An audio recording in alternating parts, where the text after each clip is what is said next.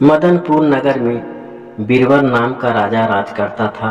उसके राज्य में एक वैश्य था जिसका नाम हरिंदत्त था। उसके मदन सेना नाम की एक सुंदर कन्या थी। एक दिन मदन सेना अपनी सखियों के साथ बाग में गई। वहां संयोग से सोमदत्त नामक सेठ का लड़का धर्मदत्त अपने मित्र के साथ आया हुआ था। वह मदन सेना को देखते ही उससे प्रेम करने लगा। घर लौटकर वह सारी रात उसके लिए बेचैन रहा। अगले दिन वह फिर बाग में गया। मदन सेना वहां अकेली बैठी थी। उसके पास जाकर उसने कहा, तुम मुझसे प्यार नहीं करोगी तो मैं प्राण त्याग दूंगा। मदन सेना ने जवाब दिया, आज से 5वें दिन मेरी शादी होने वाली है, मैं तुम्हारी नहीं हो सकती।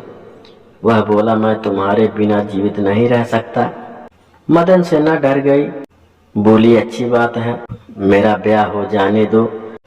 मैं अपनी पति के पास जाने से पहले तुमसे जरूर मिलूंगी।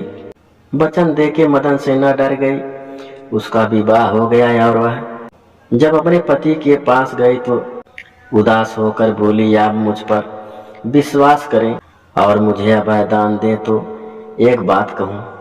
पति ने विश्वास दिलाया तो उसने सारी बात कह सुनाई। सुनकर पति ने सोचा कि यह बिना जाए मानेगी नहीं तो रोकना बेकार है। उसके जाने की आज्ञा दे दी। मदन सेना अच्छे अच्छे कपड़े और गहने पहनकर चली।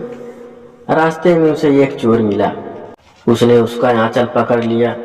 मदन सेना ने कहा, तुम मुझे छोड़ दो, मेरे गहने लेना चाहते हो तो ले लो। चोर बोला, मैं तो तुम्हें चाहता हूँ। मदन सेना ने उसे सारा हाल कहा। पहले मैं वहां हो आऊं तब तुम्हारे पास आऊंगी। चोर ने उसे छोड़ दिया। मदन सेना धर्मदत्त के पास पहुंची। उसे देखकर वह बड़ा खुश हुआ और उसने पूछा, तुम अपने पति से बचकर कैसे आई हो? मदन सेना ने सारी बात सच सच कह दी। धर्मदत्त पर उसका बड़ा गहरा असर पड़ा। उसने उसे छोड़ दिया। फिर वह चोर के पास आई। चोर सब कुछ जानबूझकर बड़ा प्रभावित हुआ और वह उसे घर पर छोड़ गया। इस प्रकार मदन सेना सबसे बचकर पति के पास आ गई। पति ने सारा हाल कह सुना तो बहुत प्रसन्न हुआ और उसके साथ आनंद से रहने लगा।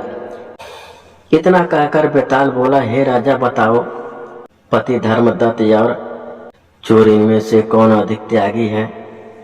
राजा ने कहा, चोर मदन सेना का पति तो उसे दूसरे आदमी पर रुझान होने से त्याग देता है।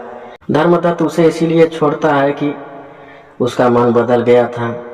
फिर उसे यह डर भी रहा होगा कहीं उसका पति उसे राजा से कहकर दंड न दिलवा दे। लेकिन चोर का किसी को पता न था, फिर भी उसने उसे छोड़ दिया। इसीलिए उन दोनों से अधिक त्यागी था।